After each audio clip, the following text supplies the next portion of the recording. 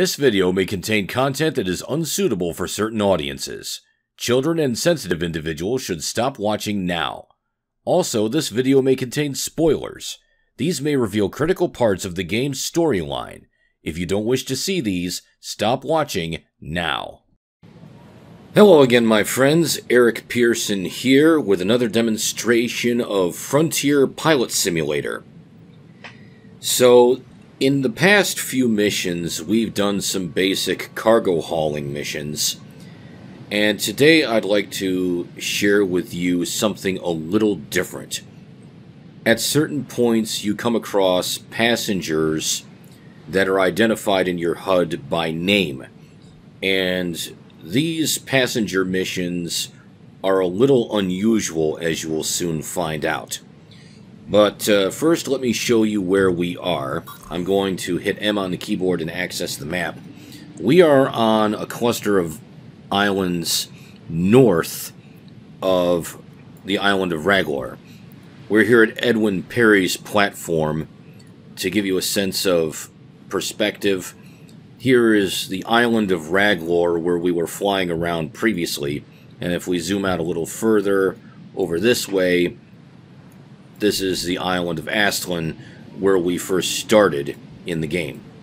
So this is a cold, snowy set of islands. So I'm going to slowly taxi toward Mr. Basil Huysman and talk to him about a ride. Now, I could pick up both passengers, but in the interest of time, and for other reasons that you'll soon see, I'm not going to pick that passenger up. So, he wants a ride to North 1. So, I'll say yes. Get a closer look at the back of the aircraft here. Soon the doors will open and he'll be able to climb aboard. And now we get this dialogue from someone else here. This person says, the birdie told me that a person named Vasily Kolzman came on board. Guy owes me a decent amount of money. Looks like he's going to leave the planet. Could you put a little pressure on his conscience? Don't hold back. If you can persuade him, I'll give you a share of the money. And now immediately he's starting to deny it. He says, I don't know any Jonathan. Of course, Jonathan says, look how he lies, the scoundrel. And I didn't tell you my name. Cap, it seems persuasion won't help. I suggest starting with the good old method, shake it hard like 7G. Let's see how he sings. So apparently, Mr. Huysman, my passenger, owes Jonathan money. And Jonathan wants me to persuade this guy to pay up. Now, I'm going to warn you, the language in the text gets a little salty, so viewer discretion advised. This is why I didn't pick up the second passenger. So, what I need to do is shake him up a bit. So, the thing about the Bellina aircraft is, it's not meant for aerobatic flight. It's hard to really pull high-G maneuvers just by banking hard, turning hard, doing a loop-to-loop. You just can't in a tub like this. So what I'm going to do is I'm going to take off. I'm going to take off, rise up about 20 or 30 meters, and then come down a little hard, like this. Boing! And he says, I almost flew out of this box. Did you seriously believe this, thug? I'll sue you both. So, that didn't persuade him to pay. Now he's saying he still rocked the boat? No problem, we'll find his weakness. Let's get him sunbathing. Fly as high as possible, maybe a small non-lethal dose of radiation will make him change his mind. Now, if you look in the upper right corner, there's a listing of weather conditions, and it says snow, minor SKI level with a max altitude of 3,942 meters. The SKI level is radiation. So if you fly too high, radiation can start messing with your ship's systems. So this guy wants me to fly up to that max altitude and give this guy a slight dose of radiation to convince him to pay up. But before we get underway, I'm going to access the map with the M key again. I'm going to zoom out. I'm going to set a waypoint. He wants to go to North 1, but I'm going to set a waypoint for Hell Platform so that we can refuel along the way. So I'm going to take off.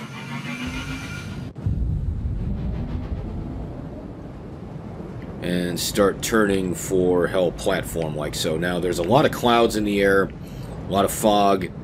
It's hard for me to see the mountains. If I hit Y on the control pad, this activates AR, or Augmented Reality view. So I'm seeing green arrows showing wind currents. I'm seeing a topographic representation of the terrain. Kind of reminds me of some of the visuals from the old military action TV series Airwolf from the 1980s. They had visuals like that in the show too. Alright, so we're pretty clear for now, so I'm going to activate airplane mode. I'm going to back off the throttle. The inner left of the HUD shows my engine output. The outer left of my HUD shows my airspeed. The inner right of my HUD shows another representation of engine output, and right now I'm in the green, which means I'm not running my engine too hard. The outer right ring of the HUD is my altitude, and I'm going to start slowly climbing. I want to get up to that SKI level and trigger a little bit of fritzing in my systems. Now, doing that will temporarily disable my radar and my vision of the waypoints, but they will recover.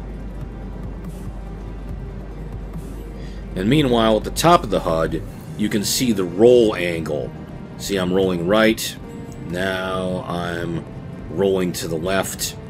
And this is useful because sometimes it's hard to tell from the clouds which way is up. And the center of the HUD does have an artificial horizon and pitch angle indicators. And if you look at the far right of the screen, there is also a tape-like reading showing pitch angle there. But enough talk, I need to climb up and give this guy a bit of a sunbath. Let's level off a little bit.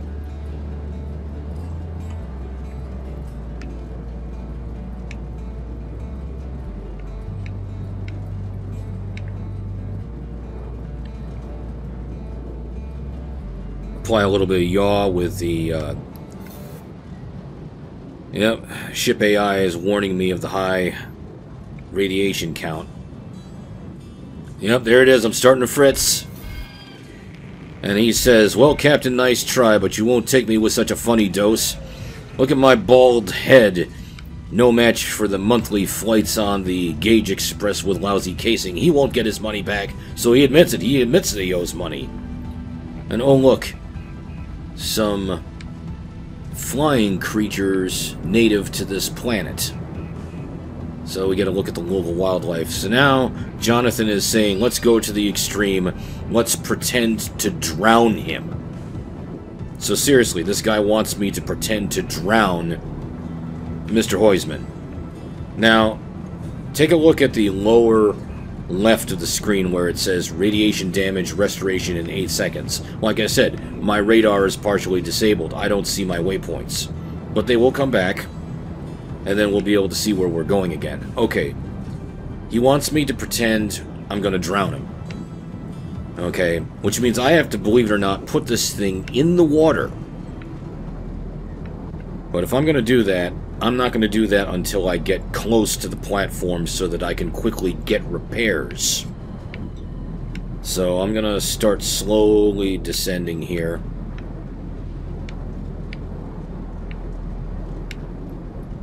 Oh, look. There's a whale. Or something equivalent of on this planet. The other nice thing about Augmented Reality View is you can get a better sense of structures. Okay, so I'm going to reduce my engine throttle, start slowing down a bit. Okay, I think this is close enough. I'm translating to vertical flight. And I've got to very, very carefully and slowly put down in the water. Okay. So I'm going to do, of course, I'm going to take some damage doing this. Not going to lie. This is going to hurt a little bit.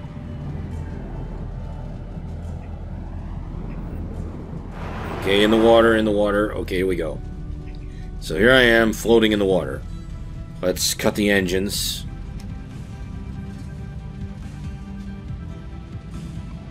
I'm toggling fixed thrust. Now, I'm going to reverse thrust and actually sink it a bit. Actually, if I really want to give this guy a bath, I'm actually going to use the T key on my keyboard.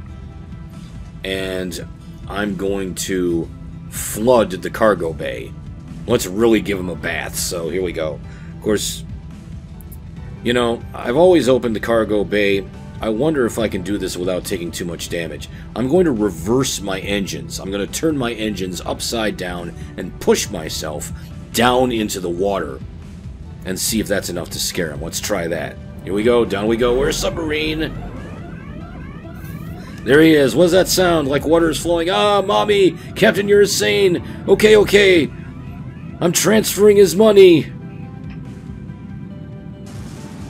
Oh, that's... Wow, that's really lousy language. He says, okay, well done. Okay, I've taken some damage.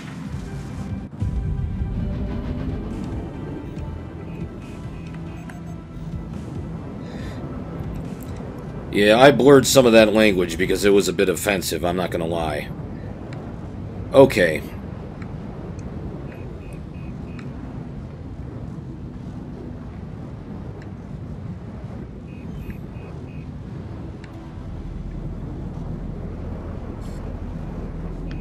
Okay, so you can see, it's hard to see, but my landing gear is showing jammed with a restoration of 76 seconds, which means I don't have landing gear right now. I have to stay aloft for a little over a minute before my landing gear can deploy. What I'm going to do is I activate fixed thrust mode by hitting caps lock. Now instead of having to feather the trigger on my control pad, I can just use the triggers a little bit here and there and just stay mostly afloat for about the next 45 seconds. So I'm going to... Of course, I'm starting to rise again. If you look at the inner ring on the right-hand side of my HUD, there's a brown section with a line on it. That's the minimum amount of thrust required for takeoff, given my aircraft's condition. So that's a good way to gauge how much thrust you need. Okay, 16 seconds until I can land. Right now I'm not as concerned about orientation on the landing pad, because I'm probably heading to the hangar for repairs anyway. Okay, 2 seconds. Okay, good. Okay, I have to reduce the thrust a little more because ground effect is impeding my ability to land. But I'm coming down at a good rate. Yep, there's the landing gear. Okay, hitting... There we go. Okay, so I've landed, but I'm damaged. And I'm also low on battery power. So I'm going to recharge. Of course, the funny thing is, they talk about battery recharge, but they also talk about the amount of battery charge adding weight. And the curious thing is, I'm not aware of the charge of a battery really affecting its weight. I wonder if it's some kind of liquid battery system. Maybe it's like Energon from Transformers or something. It could be. But for right now, let's get into the hangar, get recharged, get fixed up. So, opening the hangar.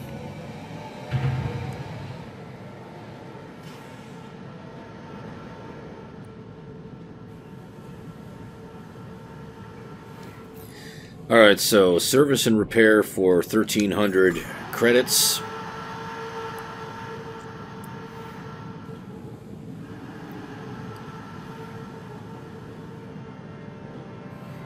And let's recharge while we're at it.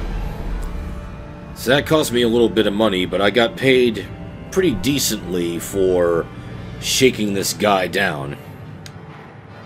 Alright, so let's exit the hangar. We still have this gentleman aboard, and he still wants a ride to North 1. So I suppose we'll indulge him. Even if we don't get any money out of him, we still got money from Mr. Jonathan. So activate M on the keyboard using my scroll wheel to zoom out. And let's plot a waypoint for North 1. That's about 86 kilometers. That's well within our range. So we don't have to make any other stops. Alright, so ignition.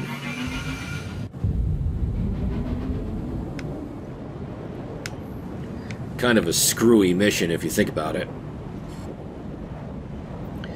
So let's start flying along here. Okay. That brown number on the far left of the HUD is the minimum speed where we can deploy wings.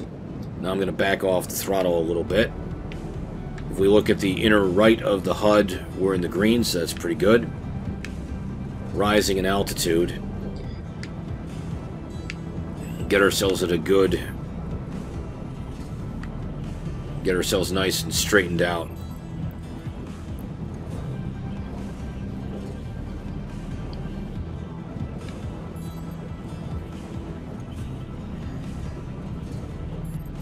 Yeah, this is definitely a bit of a screwball mission. And on a semi-related note, I mentioned in previous videos that this aircraft reminded me of certain real-world aircraft. I'm also reminded of a fictional aircraft from a TV show that I watched in earlier years from Disney called Tailspin. And in Tailspin, they took several characters from their animated adaptation of The Jungle Book and recast them in an alternate universe that vaguely resembled 1930s United States. Baloo the Bear was a pilot working for a small air freight company called Hire for Hire. Louie the Orangutan was one of his friends maintaining a bar on a neutral island. And Shere Khan was a ruthless business tycoon and an occasional antagonist of various characters on the show. And what was interesting is it definitely took its cue from screwball comedies that were popular in the 1930s. And I also read that when they developed the characters for this TV series, the relationship between Baloo and his boss, Ms. Rebecca Cunningham, was inspired, believe it or not, by the dynamic between Sam and Rebecca from the live-action sitcom Cheers. So, interesting how these things work out. Whoa, I'm rolling a little too steep here. I have to be careful. Like I said, this thing is not really built for aerobatic flight. Though I have to say, there was a tragic accident some years ago where a B-52 tragically crashed because it rolled at too steep an angle at too low altitude. And at such a steep angle, it did not have enough lift and it just fell out of the sky. And unfortunately, the crew was killed, and the plane came down dangerously close to a... Oops. Not paying attention here. Talking about other people's mishaps and almost creating my own. But hey, on the bright side, we get to look at more wildlife. As I was saying, the plane came down dangerously close to a munitions dump and a set of barracks. And it was tragic because the pilot of the B-52 bomber he, in the aftermath, was revealed to be a very reckless pilot. He had a long history of being a bit of a hot stick, putting B-52 bombers through maneuvers for which they were not designed and weren't really necessary. He wasn't doing what he did in wartime. He was just doing it for kicks. But the problem is, this pilot had something of it. He had an otherwise good reputation. Nobody wanted to confront him. And after the investigation was complete, the Air Force started using this tragic accident as a teachable moment, instructing flight crews on the concept of crew resource management, where flight crews could call out potential hazards to the captain and suggest alternate actions. And it was put upon the captains to listen to input from their fellow crew members. Anyway, okay, so we are about 22 kilometers out. We've got a range of about 65 kilometers according to the top of the HUD. We're still doing okay. And while we're flying along, I want to explain something else. If you look toward the center of the HUD, there is an icon that vaguely resembles a front view of an airplane. Looks like a rounded triangle with 3 lines on it representing wings and a rudder. That indicator is a positional mark of where you're going based on your pitch angle, based on your speed. This can be used to help guide you on landings, and I will demonstrate that in a moment when we get close. Because in the past you've seen me do manual control of the ship's thrust in VTOL mode. Now I'm going to use fixed thrust to get me close and then save manual control for the very end. Now let me show you something else in Augmented Mode. So we have a better view of the mountains here, but as we get closer we may see red icons emitting from the mountain on... Actually, we got a geyser. Those orange indicators are the geyser, but there are also red indicators for the volcano. See the red indicators on the right? So that's a good way to say, uh-oh, volcano. Alright, we're getting close. Translating to... Okay, caps lock on the keyboard for fixed thrust mode. And I'm going to use that positional indicator to try to guide me in close for a smooth landing at North 1. Okay, I'm coming in a little short. I gotta line up a little more. I'm also adjusting my camera view. I want to try and put that positional indicator on the North 1 nav point as best as I can. There's going to be a little bit of bounce. Yeah, I'm bouncing a little bit. And of course, that bounce can be tricky. In the real world, there is something called PIO, which is pilot-induced oscillation. When a pilot keeps correcting, overcorrecting, you start bouncing up and down, and if you're not careful, you can bounce into the ground. So I have to be very careful about this. Okay, let's reduce our engine output a little more and give us a little more forward motion. That might help. Almost got it. Almost got it. I know, I'm still bouncing. Okay. I think to keep from bouncing, I'm going to switch to manual control. I have a little finer control this way. Yeah, I know, we're a little low on juice. Almost got it. And we're down. And he says, "What a ride, let me out already." To which I say, yes. So letting him out, and this geologist has a job for me. So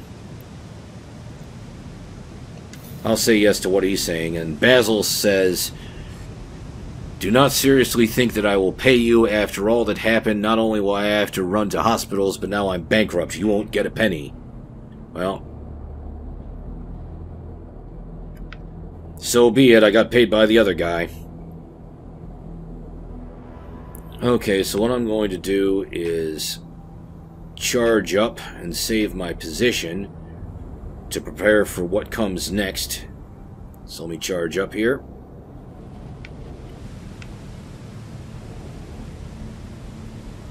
Not quite. I gotta pull forward a little bit. A little more, maybe? There we go. See, the landing area changed color a bit. Alright, so let's recharge.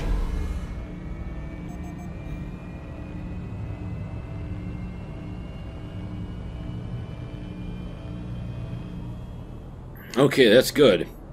And let's get out of the trade interface, and that will save the game. Okay, so I'd say this is a good place to stop.